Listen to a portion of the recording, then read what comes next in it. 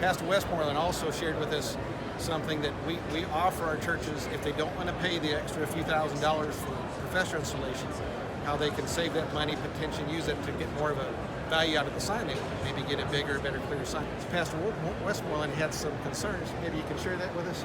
Yeah, that was one of my big concerns about the sign, was whether we were going to be able to have the expertise to be able to put it in the ground and to be able to connect everything electrically. It was fortunate for us, we did have some contractors in our church, which a lot of churches do, that are able to do concrete. And we also had an electrician in the church who was able to run the real basic 110 line out to it.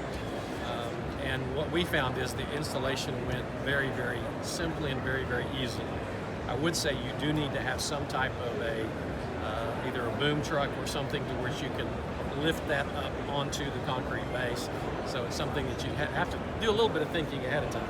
Did you set it the first day it got there? We did, actually. It came the day before. It came late in the day, so the next morning we got up and it was no problem. The concrete was already poured, of course. We had all that ready to go.